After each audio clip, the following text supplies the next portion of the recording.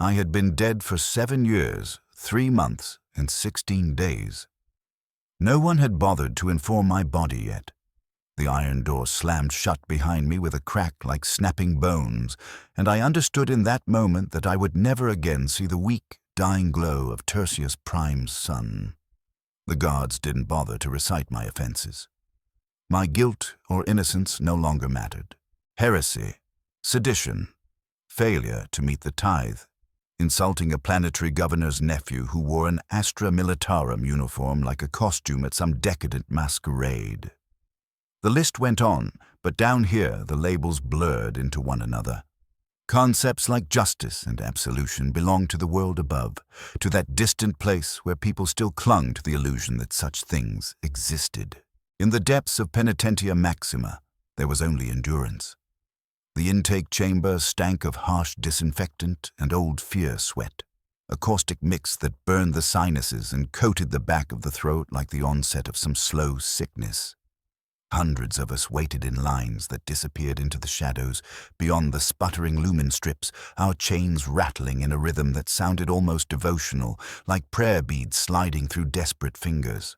The man beside me, a gaunt trader condemned for selling counterfeit devotional candles, sobbed without making a sound. His tears dripped onto the filthy concrete and vanished instantly, absorbed into stone that had drunk the misery of 10,000 souls before him. The servitor that processed me had clearly once been human. Its face was a crude collage of scarred flesh and bolted metal. One socket housed a grinding optical scanner that clicked and whirred as it studied my features. The remaining human eye watched me with a flicker of something that might once have been pity, if such feelings were allowed to survive the lobotomization. Cold metal fingers pressed against my throat, registering pulse, temperature, the faint chemical traces that would help identify my remains once I finally stopped moving. Inmate 779588, it rasped, in a voice like rusted gears turning.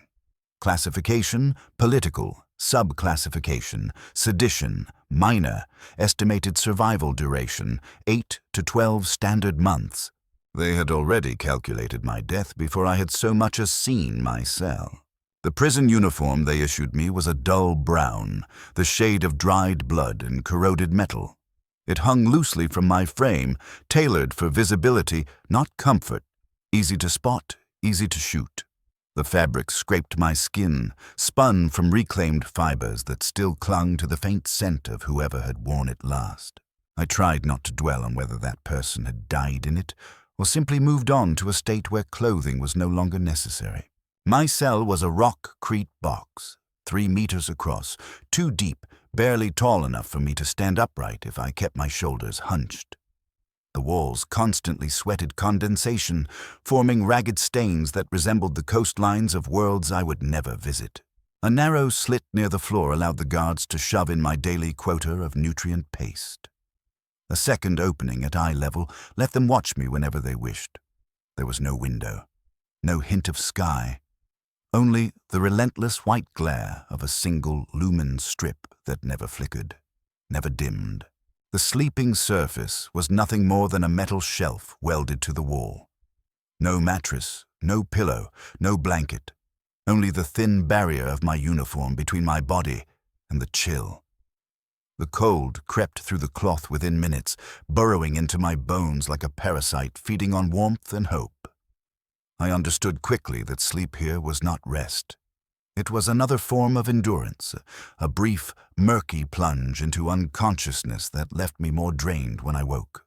That first night, I lay still and listened as Penitentia Maxima breathed around me. Voices traveled through the stone, distant cells spilling fragments of prayers, curses, and broken laughter that rode the air currents of the ventilation shafts like the whispers of the damned. Somewhere 3 levels below, someone screamed and didn't stop, their voice gradually becoming part of the background noise, no more remarkable than the hum of generators or the scratching of rats behind the walls. I began counting the intervals between guard patrols, committing their pattern to memory like a litany. At fixed intervals, the heavy clank of armored boots would pass my door, halt for the same measured pause as they checked the observation slot, then move on. The guards themselves were barely human anymore, augmented with crude bionics so they could work longer, feel less, think even less than that. Their eyes were replaced by sensors that saw perfectly in the dark, and their speech carried the metallic undertone of implanted Vox systems. They enjoyed our suffering, but it was a clinical sort of enjoyment, detached and efficient. They did not hate us as individuals. That would have required them to acknowledge us as people. We were stock, inventory to be managed until it spoiled. And we spoiled easily. When the first meal arrived, it slid through the food slot like an afterthought, a smear of gray paste clinging to a flimsy metal tray. To call it food was generous. It tasted like nothing in particular, and yet somehow like everything unpleasant. A manufactured slurry of recycled proteins and synthetic vitamins, formulated to keep a human body barely functional for months on end. I ate with my fingers. We were given no utensils. I licked the tray clean because I had no idea when or if the next ration would arrive. Later, I learned that the paste was more than sustenance. Hidden within it were tranquilizers to dull aggression, mood regulators to discourage self-destruction, and hints of psychoactive compounds designed to make our thoughts more pliable, more receptive to conditioning. After weeks of swallowing this chemical gruel, my own mind started to feel distant. It was as if I were watching someone else live my life from behind dirty glass. The other prisoners were phantoms at first, shapes glimpsed through door slits, voices floating in the gloom. The man in the cell to my left had been confined for 6 years.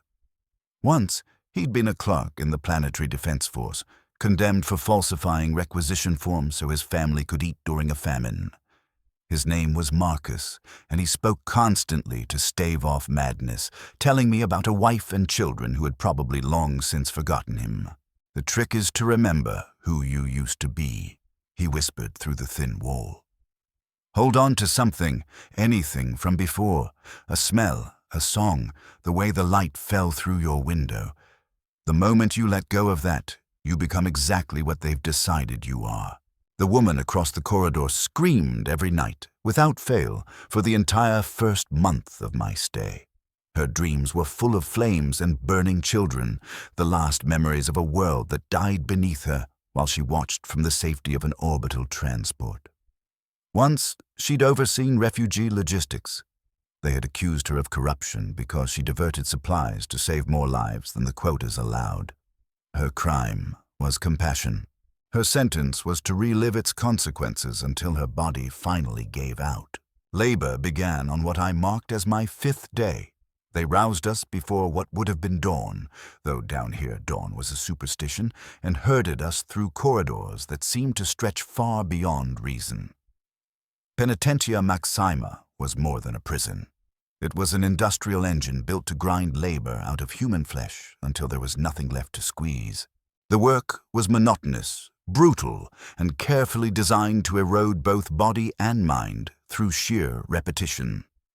I was assigned to the Forge Works, a vast cavern of heat and choking fumes where we assembled components for weapons destined to spill blood on worlds we would never hear named. The temperature hovered just below lethal, hot enough to sap strength, not quite hot enough to kill quickly. The air was thick with metallic dust and chemical vapors that scorched the lungs and left a metallic taste on the tongue.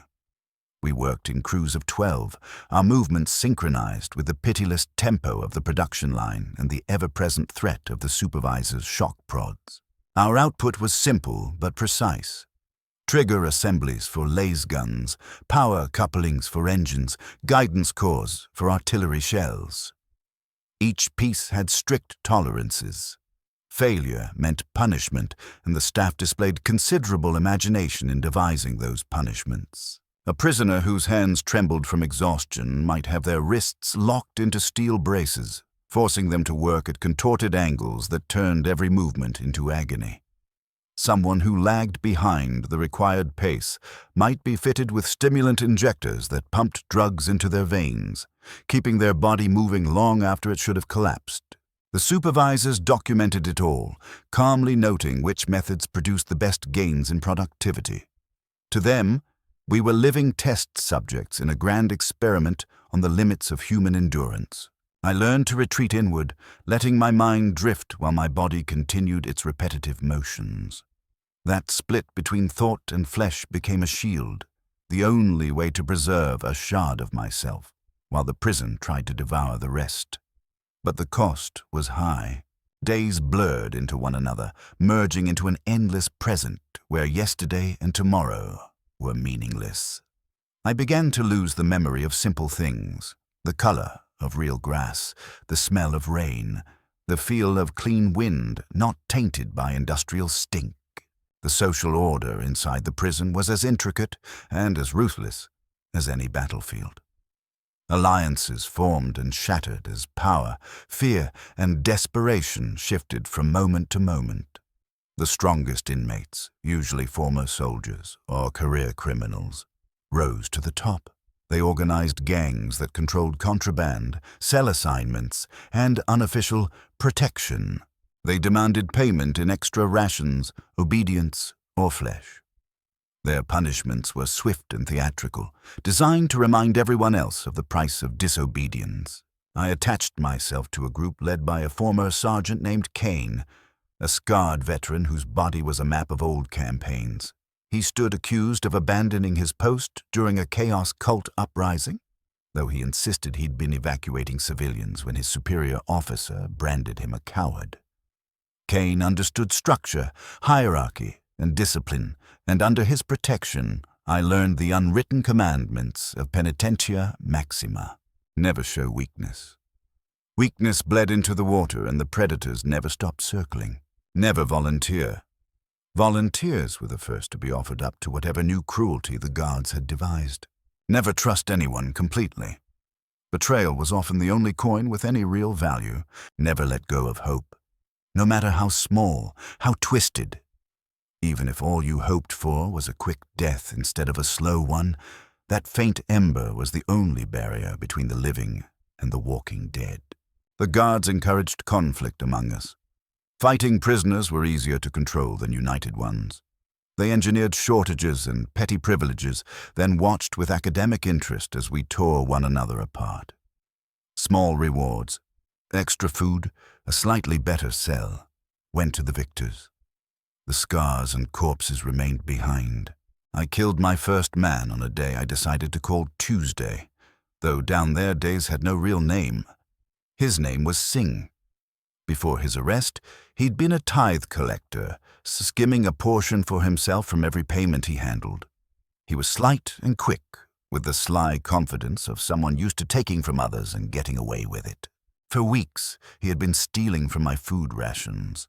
Not enough to be obvious, just enough to leave me constantly hungry, unable to quite understand why. When I finally caught him in the act, he laughed and told me I was too weak to stop him.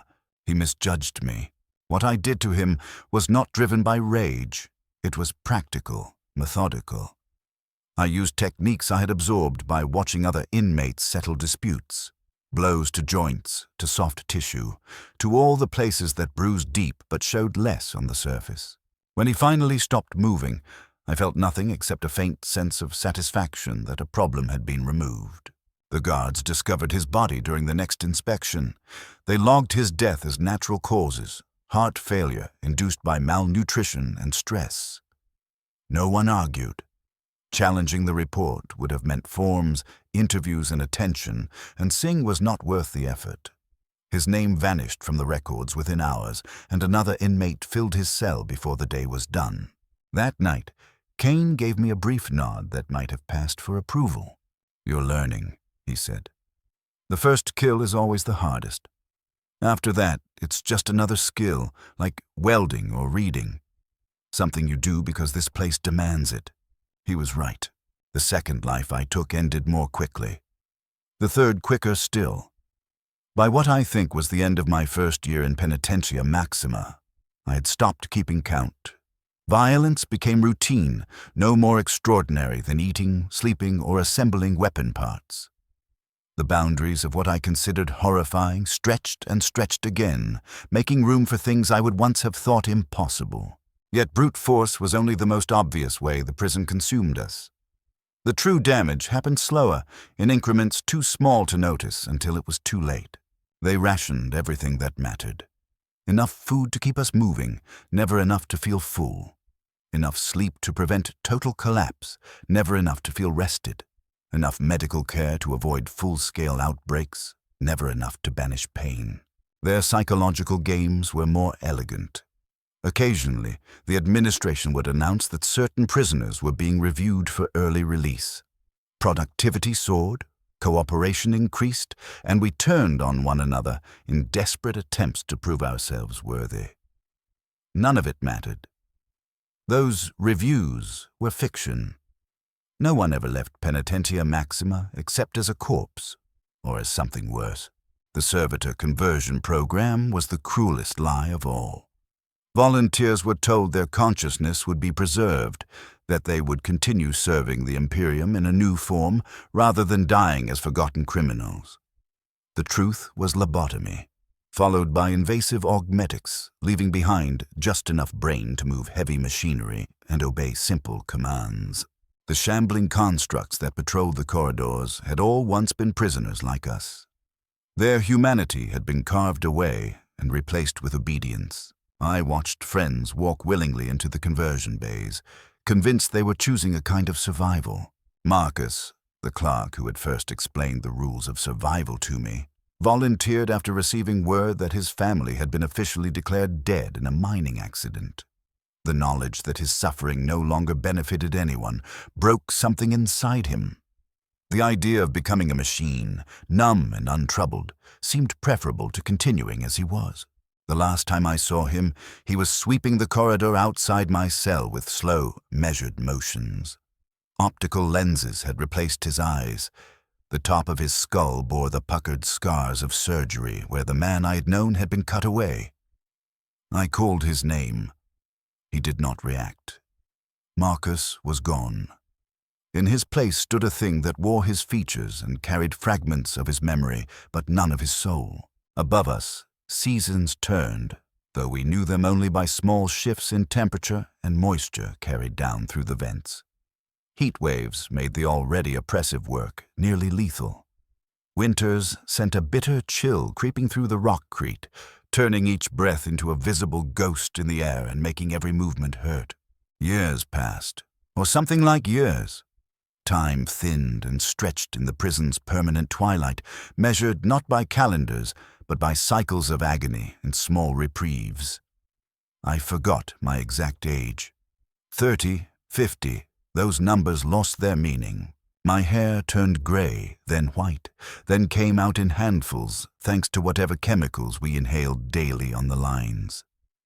My teeth loosened and dropped one by one, making eating a struggle and speech an effort. The woman who had once screamed every night died in what I counted as my third winter. I heard the uneven rattle of her final breath through the wall, a long, ragged exhale that seemed to go on forever before it stopped. The guards left her corpse where it lay for 2 days. The smell of rot soaked into the entire block, a sweet, sick stench that clung to skin and clothing alike. When they finally dragged her away, there was nothing respectful in the way they handled her. New prisoners arrived constantly, filling the gaps left by the dead, the converted, and the disappeared. They came wide-eyed and desperate, asking the same questions about appeals, about legal representation, about contact with their families. The older inmates watched them with a weary kind of pity. We knew the truth. They would adapt or they would die, but they would never again be who they had been before the doors closed behind them. I tried to help some of them, offering the same hard lessons I had been given. A few listened and survived. Many nodded politely and clung to their illusions instead, insisting that their innocence or status would shield them. The prison cured them of that belief, one way or another. The arena fights began in what I counted as my 4th year.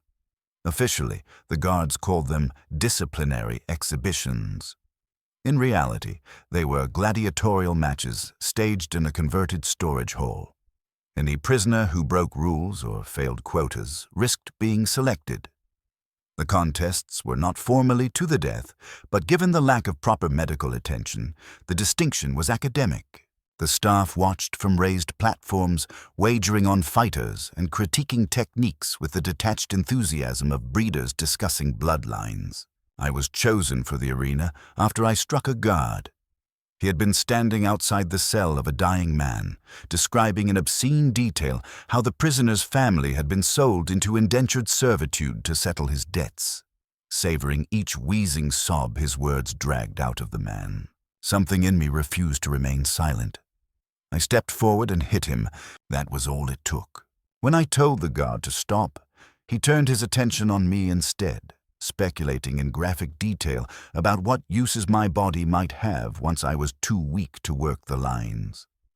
The punch I threw came from somewhere deeper than thought, an instinctive eruption of a fury that had been building for years without ever finding a suitable target.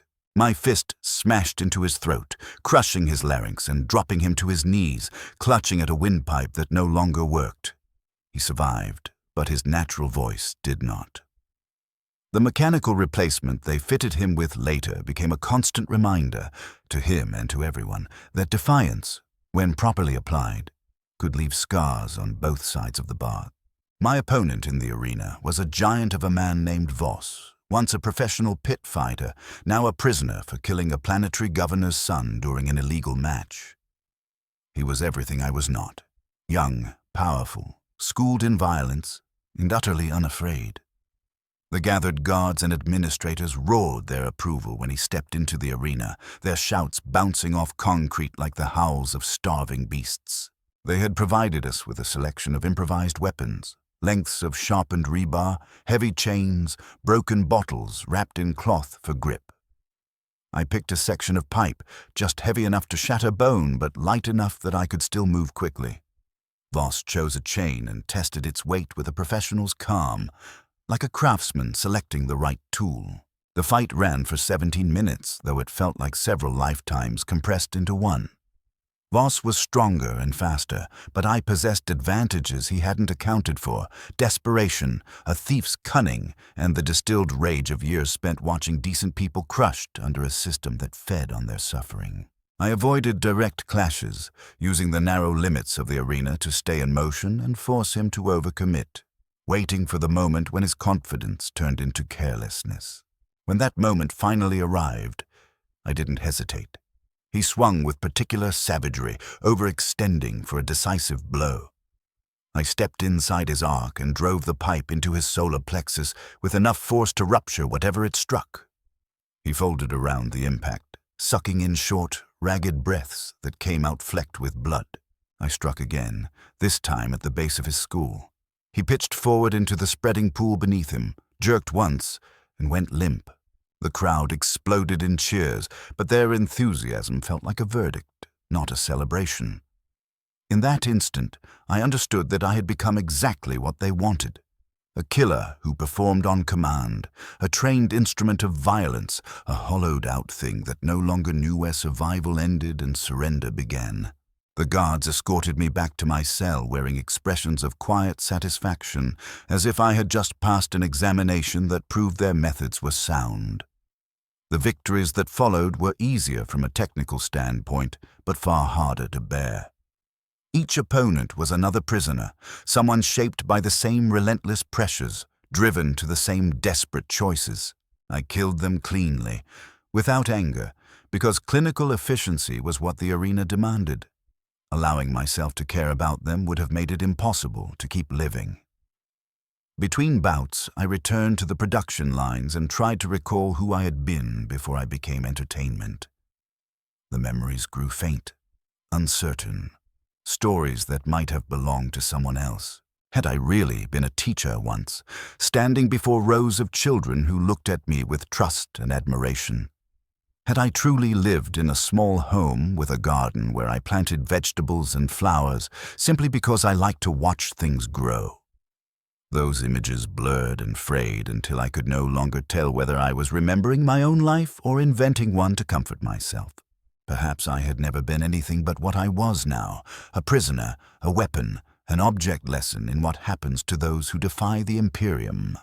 Perhaps the before was just a pleasant hallucination I clung to so I wouldn't have to face what I had become.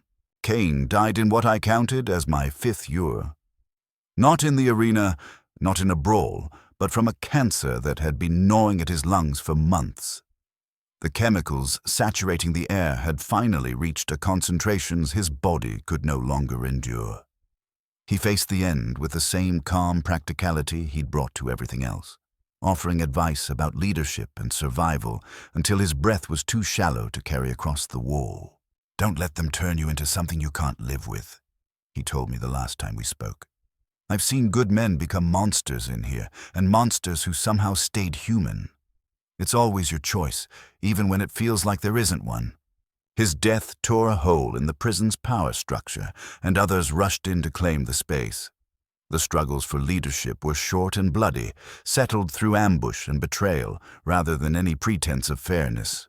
I stayed away from those contests, having learned that standing too close to the top painted a target on your back.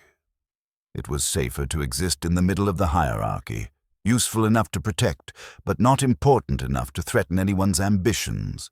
The new leader was a woman named Catherine, a former naval officer condemned for mutiny after refusing an order to bombard a civilian city. She was sharp, relentless, and utterly committed to survival at any cost. Under her control, the inmate organization became more efficient and more savage. Discipline tightened, and punishments for disobedience or perceived weakness grew harsher. She approached me after one of my victories, studying me with eyes that had seen far too much and unlearned how to show mercy. "You fight well," she said, "but you fight like someone who still thinks he's walking out of here someday. That'll get you killed." She was right, though I didn't admit it then. Some stubborn part of me still nursed the idea of escape, release, or redemption, and that fragile hope made me careless. The truly dangerous prisoners were the ones who had let go of the future entirely and devoted themselves solely to moment-to-moment survival. The escape attempt came in what I marked as my 6th year. It was planned by a group of political prisoners who had managed to bribe a few guards and obtain detailed schematics of the facility. They invited me to join them, counting on my fighting skills and relatively durable body to improve their chances. The plan was intricate, but not impossible. Trigger a diversion during a shift change, overwhelm the guards at a secondary checkpoint, then slip through maintenance tunnels to the surface before the alarm net fully locked down. I agreed to help, knowing deep down that the attempt would fail, not because the plan was poorly made, but because escape had never truly been about reaching the outside. The real cage was inside us, the scars carved into our minds and souls over years of captivity. Those scars would follow us wherever we ran. We were planning to carry ourselves with us, like second skins. The attempt collapsed exactly as I'd expected, though not for the reason I'd anticipated. The guards had known about it from the very beginning. One of the conspirators had reported everything in exchange for promises of better treatment. His name was Peter, a former accountant whose body was slowly failing from starvation. He wanted nothing more than to survive long enough to see another winter. The guards let us move forward until we were fully committed, then sealed the tunnels and triggered the alarms. What followed was not a frantic pursuit, but a cold, methodical hunt, like exterminators flushing pests out of the walls. They used gas to drive us from hiding, shock prods to drop those who resisted, and casual brutality to send a message. Of the 12 prisoners involved, 4 were killed on the spot. 3 were selected for servitor conversion.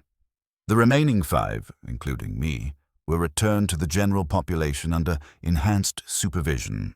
I lived through it, though I wasn't sure that counted as a victory.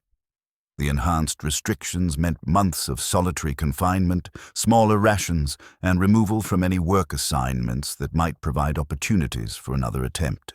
Solitary was a different refinement of death. Slower, more thorough than anything the arena could offer. The cell was even smaller than my usual one, barely big enough to lie down in. No light except a faint sliver creeping under the door. No voices, No footsteps, no human presence apart from the hand that shoved food through the slot. The only sounds were my own breathing and the slow unraveling of my mind. I talked constantly, just to hear another voice, even if it was my own. I held conversations with people from my past, who existed now only in fraying memories. I recited half-remembered lines of poetry, told stories to the walls, and sang songs whose lyrics had worn away, leaving only broken melodies. Eventually, the line between internal thoughts and spoken words disappeared. I found myself answering voices that belonged entirely to my own imagination, as if they were sitting beside me in the dark. The hallucinations came after what I guessed was the 3rd month. Shapes formed in the corners of my vision, turning into faces only when I wasn't looking straight at them. I sensed movements in the blackness where no one stood. Shadows seemed to gain weight and presence, even in the near-total absence of light. I knew intellectually that these were tricks of an overstressed brain, but that knowledge did nothing to make them less real or less terrifying. When they finally moved me back to the general population, the prison had changed in ways that went beyond the usual churn of life and death. New regulations had been imposed, new punishments devised, new humiliations crafted for the staff's amusement. The arena system had expanded into a full tournament structure, brackets, rankings, championships, and betting pools that drew wages from personnel across the entire correctional network. The rations were worse, the work shifts were more hazardous, medical care had become little more than triage. Prisoners were dying in greater numbers, their bodies burning out under heavier loads and dwindling support. It seemed the administration had decided that maintaining the facility was too costly, and the most efficient solution was to work us to death as quickly as possible. I had been chosen as a featured combatant in the new championship tournament. My reputation in the arena had grown during my absence, and now they wanted to capitalize on it. Other inmates stared at me with tangled expressions: fear, resentment, a twisted respect, and something else that felt uncomfortably like pity. They understood, perhaps better than I did, that excelling at violence here was not a blessing. It was a curse that would eventually devour everything else you might have been. The tournament ran as a series of elimination matches. Winners advanced to fight increasingly lethal opponents until only one remained. The rewards promised were meaningless. Extra food, slightly better cells, vague assurances of reduced sentences no one believed. The real purpose was spectacle. The guards got their blood sport, the administrators got their data. The prisoners tore one another apart. My first opponent was a young man named David, barely out of adolescence and imprisoned for dodging conscription during a planetary defense mobilization. He had been inside for less than a year, and his body still carried the softness of civilian life. He moved like someone who had never truly learned to fight, powered by panic and adrenaline rather than training. I killed him quickly and without emotion. The crowd roared, but their approval reached me as a distant murmur, stripped of meaning. Somewhere during those months alone in the dark, I had crossed an invisible boundary. Whatever made violence difficult had been burned out of me. I felt nothing as he died, beyond a faint sense that a task had been completed. The subsequent matches followed the same pattern. Opponent after opponent, each desperate, terrified, and ultimately not enough. My movements grew smoother, more economical. I discarded every habit that didn't contribute directly to survival. As word of the tournament spread, the stands filled. The enthusiasm of the spectators swelled with each bout, feeding on blood and spectacle. The final match paired me against Catherine, the naval officer who had inherited Kane's role as de facto leader. She was older, seasoned, and utterly ruthless. More importantly, she had nothing left to hope for. She had long since abandoned the idea of escape or redemption, clinging only to endurance. "One of us walks out," she told me as we prepared. "The other feeds whatever weeds are growing over the mass graves out back. But it doesn't matter. We both died when we came through those doors. Everything since has just been the body trying to catch up." She was right. Accepting that truth loosened the last threads of conscience I'd been hanging on to. I fought her with everything I'd learned in Penitentia Maxima, all the tricks, all the brutal efficiencies, all the deception that had kept me breathing while better people did not. The fight lasted longer than any previous match. Neither of us made the kind of obvious mistake that ends a battle in seconds. In the end, I killed her not through superior skill, but through deceit. I faked an injury, forcing her to commit to a finishing move. For a fraction of a second, her guard dipped. It was enough. I stepped in and drove my strike into her temple, shattering bone and sending splinters into her brain. She dropped without a sound. Her face showed no accusation, no surprise, only the remote calm of someone who had been waiting for this moment for a very long time. The arena erupted, the cheers rebounding off the walls like the screams of lost souls. I stood over Catherine's body, drenched in her blood and my own, and felt absolutely nothing. The tournament was finished. The title was mine. None of it mattered. We were all still dead. We had been dead from the moment the gates closed behind us. That night, they sent me back to my cell with promises of privileges and leniency that I knew were lies. The tournament had done its job. It had entertained the staff and illustrated, for everyone watching, what became of those who excelled in sanctioned brutality. From then on, I would keep fighting when ordered, keep killing whomever they put in front of me, until I was too damaged or too old to be of use. Then they would discard me as quietly as they had elevated me. The years that followed slid together into a gray smear of routine bloodshed and grinding despair. I fought in the arena when called, labored on the lines when scheduled, and lay on my metal shelf between shifts, existing rather than living. Other prisoners kept their distance. They saw that I had changed, become something harder and hollower than before. More dangerous, but also more profoundly broken.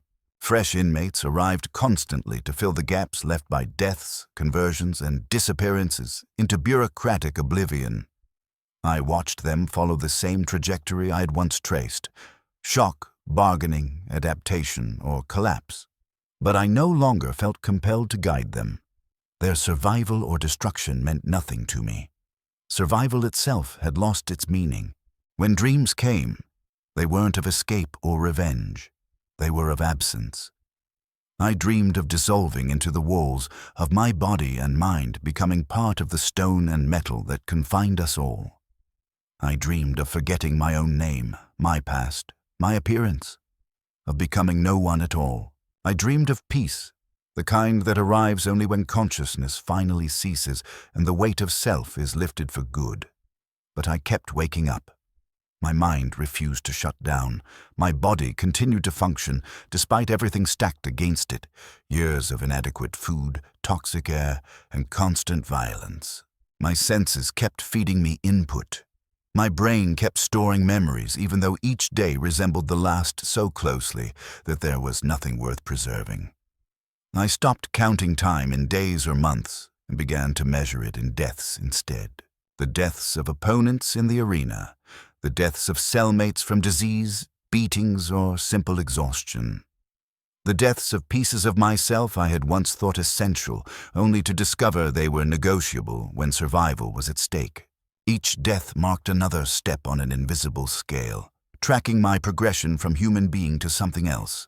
Something that walked and spoke like a person, but no longer remembered why. From time to time, administrators would visit my cell. They observed me with the calm curiosity of researchers studying a successful prototype. They asked about my experiences, my assessment of prison conditions, my suggestions for maximizing efficiency. I answered truthfully, because lying required effort and because truth and falsehood had lost any real significance here. "You've adapted remarkably well," one of them remarked during an especially long interview. "Most prisoners either collapse entirely or resist so much they become a problem. You found the optimal balance between compliance and functionality." I asked what that was supposed to mean, though I suspected I already knew. "It means you've become exactly what the system is designed to create," he said. a human being stripped of any capacity for meaningful resistance, but still intelligent and capable enough to perform useful tasks. You're a model for the future of Imperial corrections." He sounded proud of what they had done to me, what they had carved out and rebuilt. I was their proof of concept, evidence that any mind could be broken and reassembled to fit institutional needs. The person I had been before my arrest was gone, erased. In his place stood something that wore his face and moved in his body, but shared none of his core traits. That night, lying on my slab of metal, I tried to remember what I had looked like before I came here. Before the gates closed, before the arena, before the system remade me in its own image. The face that rose in my memory was indistinct, forgettable, perhaps entirely invented. I couldn't summon the color of my eyes, the line of my nose, the way my mouth had moved when I smiled. Whoever had worn that face was a stranger now, their motives and desires as alien to me as those of any Xenos race. The last, clearest insight came somewhere around my 10th year in Penitentia Maxima, though by then exact dates had become meaningless. A new administrator arrived to run the facility, a young woman with that dangerous kind of freshness in her gaze, the kind that implied she still thought of us as people who had made mistakes rather than problems to be managed. She introduced reforms. Slightly better food, more consistent medical attention, classes meant to prepare prisoners for eventual release. The changes were small but undeniable, and for the first time in years, something like hope stirred in the depths of my mind. Perhaps redemption was not a lie. Perhaps the person I had been before my arrest was not entirely dead, only buried, waiting for the right conditions to claw his way out of whatever dark corner of my psyche still remembered how to be human. The new administrator, her name was Elena Vasquez, began requesting individual interviews with long-term inmates to judge whether we were fit for reintegration. When my name came up, I found myself sitting across from her in a cramped office decorated with potted plants and images of worlds where real sunlight still shone on living things. The normalcy of it all was disorienting. I struggled to answer her questions because my attention kept drifting to a photograph of children playing in a park somewhere impossibly far from this place. "You've been here longer than almost anyone," she said, flipping through the thick file that summarized my decade behind bars. She quoted my time inside down to the day and called it my length of service, as though I had been employed, not imprisoned. I wondered whether she truly believed that, or whether she simply needed to phrase it that way to endure her role. "What would you do if you were released?" she asked. Her tone was sincere, and that sincerity made the question dangerous. Hope is a toxin in a place like this. It weakens you, makes you sloppy, leaves you unprepared for the inevitable disappointment when the system snaps back to what it has always been. I answered honestly that I no longer remembered wanting anything beyond the basic requirements of continued existence: food, shelter, a brief absence of pain and immediate threat. The ambitions and dreams that had once driven me were now as incomprehensible as the instincts of another species. She jotted notes into my file, her expression tinged with concern, whether professional or personal, I couldn't tell. "Human adaptability is extraordinary," she said, "but it isn't permanent. With support and careful reintegration, even severe psychological damage can be mitigated." I wanted to tell her she was wrong, that some changes go past the point of no return, that once the process is complete, there's nothing left to recover, but I stayed silent. Hope was precious to her, and there was no value in extinguishing it. Her educational programs were voluntary, taught by inmates who still remembered enough of their old skills to act as teachers. I signed up for literacy and basic mathematics classes, not because I needed them, but because the routine broke the monotony and gave shape to otherwise featureless time. Most of my classmates were younger prisoners, new enough to still believe in the fantasy of release. Our literacy instructor was a former librarian named Samuel, thin, soft-spoken, convicted for possessing forbidden texts. He taught with a quiet patience that never curdled into anger, even when students struggled with concepts that had once been simple. His crime had been curiosity, the urge to read and understand words the Imperium deemed dangerous. "Reading is remembering how to be human," he told us in one lesson, voice barely more than a breath. "Every word you reclaim is a fragment of yourself that the system hasn't managed to erase yet." 3 weeks later, he died in the dining hall, his skull shattered by a metal tray wielded by an inmate who wanted his extra portion of food. The classes continued under replacement instructors, but something essential vanished with Samuel. The new teachers could pass on the mechanics of reading, yet they didn't understand what those skills meant. Education became just another assignment, stripped of its potential to reconnect us to who we had been. Administrator Vasquez remained in charge for less than a year before being reassigned. Officially, it was due to budgetary concerns and the need for a more efficient management style. Everyone understood the truth. Compassion is expensive, and the Imperium sees little reason to invest resources in broken people who will never again be fully useful citizens.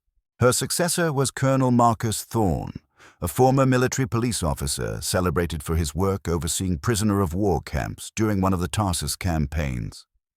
He arrived with clear orders: lower costs, maintain output. His approach reflected the blunt mindset of someone who viewed inmates as enemy combatants rather than wayward subjects. The reforms vanished almost immediately. Rations dropped back to bare survival levels. Medical care was restricted to emergencies. The educational programs were scrapped and replaced with longer work shifts. The pit fights were brought back and expanded, with more matches, more spectacle, and more elaborate rewards to draw in participants. "Rehabilitation is a luxury," Thorne declared in his first address to the prison population. "You are here to serve the Imperium through labor until your sentences end or your usefulness does. Accept this reality, and your time will be less unpleasant than if you cling to fantasies." The old regime returned with ruthless efficiency, but something invisible had changed during the reform period. Some of us had remembered what it felt like to be treated, however briefly, as human beings rather than raw material. That memory hardened into a form of resistance more dangerous than any riot. Whispers spread. Information and supplies began to move through hidden channels. Groups formed in secret, discussing escape, sabotage, protest. My name came up often. I had value, a reputation in the arena, long experience with the institution, an understanding of its rhythms. Different factions approached me with offers. Some wanted me for their escape plans, others for more symbolic acts of defiance. I refused all of them. I knew that overt resistance would only give the administration justification for even greater brutality. The crackdown came a few months after Thorne's arrival, triggered by the discovery of a smuggling ring moving contraband between blocks. The investigation was comprehensive and merciless. Interrogations, cell ransacks, public beatings. Prisoners were pitted against each other with promises of better treatment or threats of more severe punishment. Trust evaporated. Suspicion and betrayal became the default state. I was dragged in repeatedly and questioned about resistance activities, my connections, my potential usefulness as an informant. The interrogators were specialists. They knew how long-term inmates thought, which pressure points to press, which incentives to dangle. "You're a survivor," the lead interrogator told me during our last session. "You've lasted this long by adapting and avoiding unnecessary risks. Helping us would be entirely consistent with your pattern of intelligent self-preservation." He was presenting a false choice: collaborate or resist. Both paths ended in the same place. Informants remain useful only until their information runs dry, at which point they become liabilities to be quietly removed. Open resistors are simply removed sooner and more visibly. I chose neither. I stepped out of the game entirely. From that point on, I refused any activity that might be read as either support or opposition. No meetings, no whispers, no lingering near suspicious conversations. I worked when scheduled, fought when ordered, and spent the rest of my time in my cell like a machine awaiting activation. This strategy protected me from immediate retaliation, but at the cost of complete isolation. Other inmates began to steer clear of me, unsure whether I was an informant, insane, or something worse. I became a ghost, physically present but socially absent, alive in the strict biological sense, but no longer truly living. Eventually, the resistance network was dismantled through a combination of investigation and betrayal. Its members were executed, converted, or shipped off to even harsher facilities. The administration celebrated by tightening restrictions on movement and communication and installing new layers of surveillance that made unauthorized contact nearly impossible. Thorne summoned me after the final round of arrests. He studied me with the careful expression of someone examining a puzzle that did not fit neatly into any known category. 43 prisoners took part in resistance activities, he said, consulting his reports. 43 individuals who chose to risk everything for an illusion of freedom, dignity, or whatever abstraction they thought worth dying for. You were not among them, despite your skills and connections. He paused, clearly hoping I would explain. I didn't. Any answer would only create fresh complications. Our analysts suggest you're either the most intelligent prisoner in this facility, he continued, or the most damaged. In either case, you're a useful data point for understanding long-term adaptation. You're being transferred to the research wing for extended observation and testing. The research wing lay in the lowest levels of Penitentia Maxima, reachable only through a chain of heavily secured checkpoints. Its inmates were test subjects in ongoing experiments aimed at refining methods of rehabilitation, punishment, and control. Some had volunteered in exchange for promises of better conditions. Others were simply selected because they fit the profiles needed for specific studies. My new cell was an upgrade by prison standards, larger, better lit, with controllable temperature, and even a small window looking out over the cavernous spaces where waste was processed and generators throbbed ceaselessly. None of this was kindness. It was simply a way to keep test material in optimal condition. The examinations began at once. Teams of specialists measured my reflexes, cognitive performance, stress reactions, tolerance for pain. They were charting the long-term effects of incarceration, reducing my decade of suffering to graphs and data points. The physical tests showed the predictable damage. Scarring in my lungs from polluted air, weakened bones from chronic malnutrition, a nervous system locked into the heightened alertness more often seen in frontline soldiers. I had become a walking archive of institutional harm. The psychological assessments went deeper. They administered batteries of tests to gauge empathy, attachment, moral judgment, emotional responsiveness.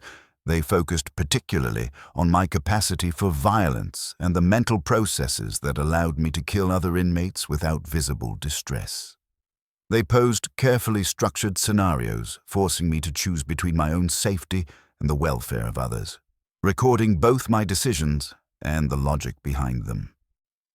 Fascinating, one researcher murmured while scanning the results.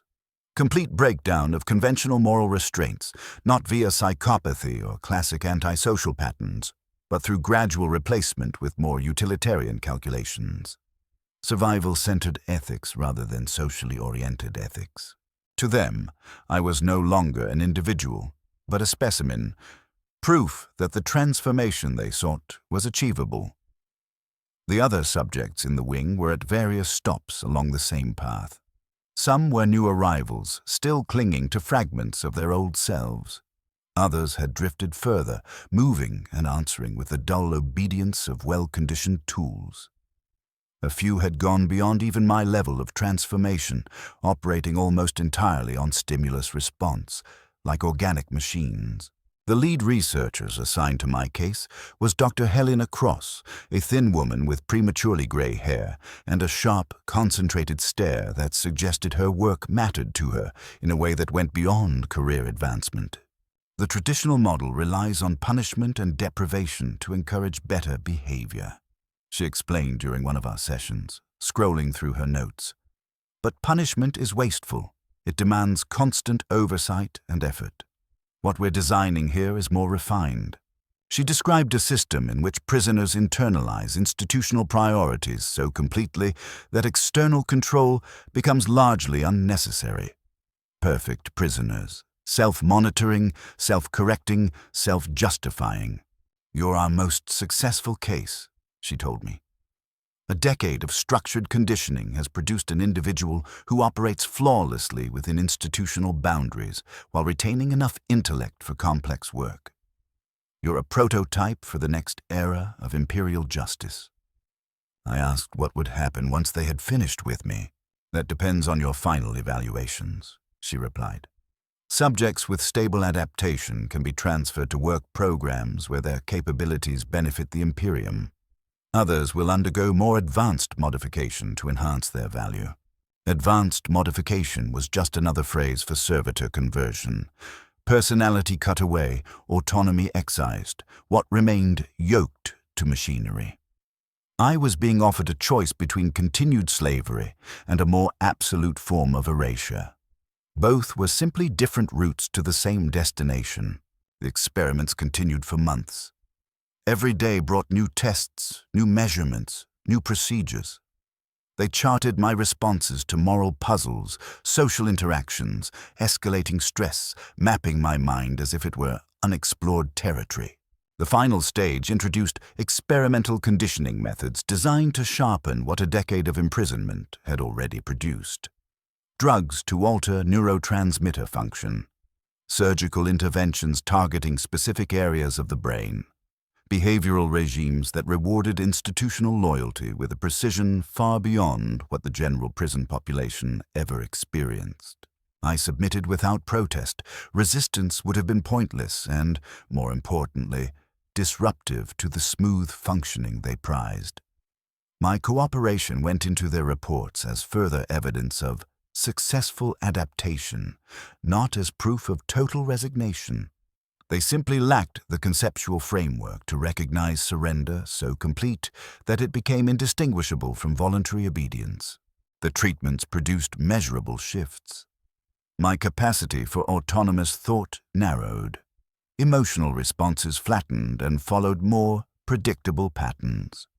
My behavior aligned more and more closely with what the institution defined as ideal. I was becoming a more refined version of the object they had been sculpting all along.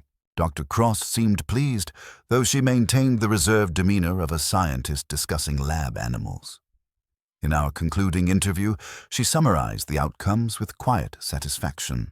These techniques will reshape correctional practice across the Imperium, she said, reviewing the thick dossier of my case. Instead of merely storing criminals until they die or become too costly, we'll be creating loyal assets, individuals who can contribute meaningfully to Imperial stability. She asked if I had any questions about the project or my role in it, as if my perspective on my own dismantling mattered. I asked whether she thought the man who had first entered Penitentia Maxima would recognize what I had become. Almost certainly not, she answered after a pause.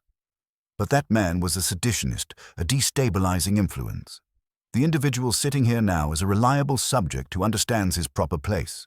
By rational standards, that's an improvement. From her vantage point, she was right. The person who had once spoken out against corruption had been replaced by something more compliant and useful. The process was efficient, comprehensive, and entirely successful at its stated purpose. I was living proof that rehabilitation could be achieved, if one defined rehabilitation as the complete removal of inconvenient traits. 3 days later, I received notice of my transfer. The guards handled me with the impersonal respect reserved for delicate equipment being moved between installations. I was to be sent to an agricultural world and assigned to a work program where my conditioning and abilities would support food production for the Imperium. The transport vessel carried other products of similar programs. Men and women altered by different methods but sharing one crucial feature: total institutional compliance. We sat in silence during transit, each trapped inside whatever thin layer of consciousness remained, no longer able to communicate in any way that might have offered comfort. The destination was an agri-world named Demet's Garden, a title that suggested lush abundance and living beauty, but bore no resemblance to the reality below. The land had been squeezed dry by generations of intensive exploitation. The soil was exhausted, the water laced with chemicals, the air thick with dust from a world that could no longer sustain life without constant intervention. Work camps dotted the surface, each dedicated to a specific sector of food production: grains, synthetic protein, nutrient extraction from waste. The labor force consisted of indentured workers, penal colonists, and research subjects like myself, all modified in various ways to maximize output and minimize the cost of keeping us alive. I was assigned to Camp 17, which oversaw the cultivation of protein-rich algae in enormous artificial reservoirs that stretched farther than the eye could see. The job was monotonous and draining, maintaining filtration and circulation systems, monitoring growth patterns, harvesting biomass, processing it into feedstock for distant worlds. The other workers seldom spoke. Most of them no longer possessed enough personality to hold a proper conversation. Our schedules were enforced by implants that regulated sleep, food intake, and labor with absolute precision. There were few overseers. There was little need for them when the workers had been trained to manage themselves. Days blurred into months, months into years. I maintained equipment, skimmed algae from the surfaces of silent inland seas, and processed nutrient slurry to be shipped off-world. Work and existence merged into a single loop, self-sustaining and self-justifying, requiring no external purpose beyond itself. On rare occasions, somewhere between sleep and waking, fragments of old dreams broke through. Warm light falling across wooden floors, the sound of children laughing, food that tasted of care rather than industrial necessity. These echoes felt like messages from a dead man whose name I could no longer recall. But the dreams evaporated quickly, washed away by the harsh lamps and the demands of the next shift. The person who had lived those moments was as remote from me now as the emperor on his throne, a figure whose existence could be acknowledged but not truly understood. Time passed, marked only by the slow decay of my own body and the steady deterioration of the machines I tended. My hair turned entirely white. My hands developed a permanent tremor from long-term exposure to chemical agents. My vision grew worse, making intricate work more and more difficult. I was wearing out, becoming an outdated model, a piece of biological hardware approaching the end of its operational life. The conclusion was handled with the same unremarkable efficiency that had characterized everything else. A medical review determined that my productivity no longer justified the expense of keeping me functioning. I was scheduled for termination, a quick, painless, and economically sound solution. They gave me several days to finish my current tasks, ensuring a smooth transition to whoever would inherit my responsibilities. I spent them doing exactly what I had always done, inspecting filters, calibrating pumps, checking lines, as if nothing significant had changed except the quiet deadline now hanging over me. On the appointed day, they escorted me to a processing center where obsolete workers waited in orderly rows, each labeled with codes and numbers to ensure correct handling. We sat there like inventory awaiting disposal. The room was almost silent, save for the murmur of machinery and the occasional footsteps as another worker was called forward. When my identifier was announced, I rose and walked to the designated station, calmly. There was no reason to struggle. The technician in charge moved with practiced ease, verifying my details, checking the authorization, preparing the final injection. She behaved as someone would when performing any routine job they had done many times before. "Any last statement for the record?" she asked, more out of habit than curiosity.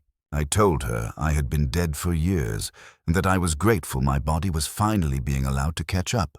She wrote down my words, then administered the dose. The chemicals coursed through my veins and began shutting my systems down with the same remorseless efficiency that had shaped every stage of my captivity. My vision darkened.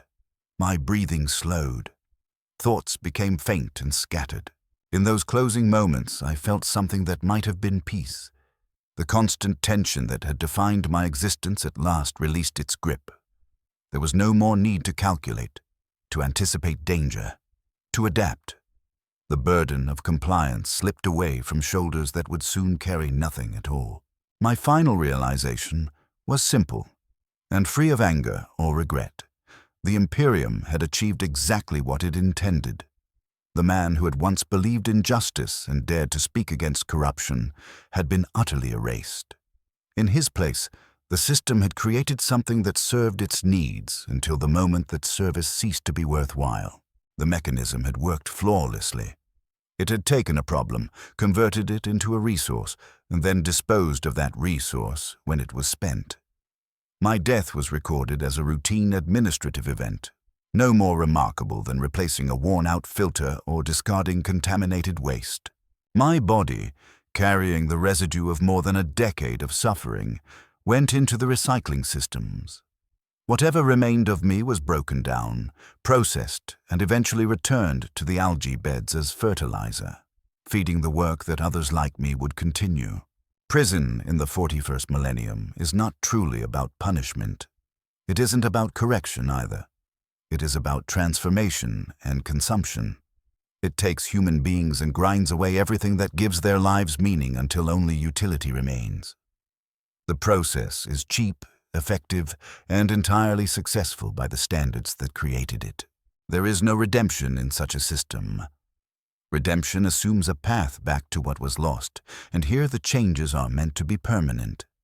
There is no justice, because justice requires concepts like right and wrong, and institutional logic recognizes only useful and useless. There is no hope, because hope depends on the belief that things might improve, and the only change we can rely on is the slow decay that carries us from servitude to disposal. The guards, the officers, the researchers, they are not demons, though what they do is monstrous. They are functionaries in a machine that has already calculated the most efficient way to turn human problems into human resources. They perform their roles with the same diligence any bureaucrat might bring to any other task. In this context, evil is not personal malice, but systemic design carried through to its logical end. Those who enter the prisons of the Imperium leave behind everything that made them individuals, except the biological processes that can be exploited. Their minds are stripped of autonomy, their bodies tuned for productivity, their spirits crushed until the idea of resistance doesn't even occur to them. They become ideal inmates, obedient, predictable, and entirely expendable. This is what passes for justice in the Imperium of man. A system that no longer pretends to rehabilitate, choosing instead to extract maximum value and discard the remains. Prisoners are not citizens awaiting correction. They are raw material moving through a factory. Their outcomes are determined less by their crimes than by what the institution happens to need. The person I had once been would not recognize what I became.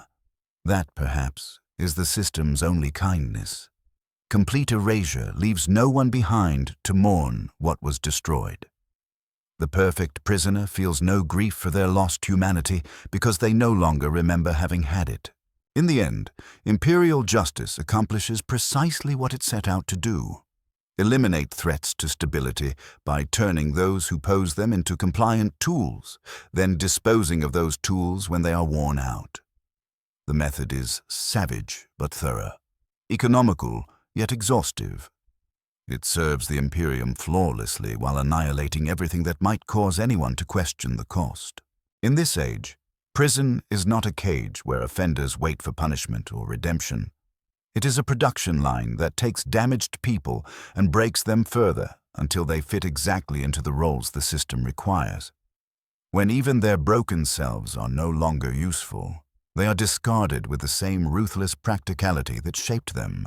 There is no real escape from such a system, because it does not only imprison the body, it rewrites the mind. There is no resistance, because resistance demands a sense of self that the process is designed to erase. There is no hope, because hope needs possible futures, and the system has already sealed all the doors. The only truth that remains at the end is the one I understood as I died. That death, when it finally arrives, is not a defeat, but a conclusion.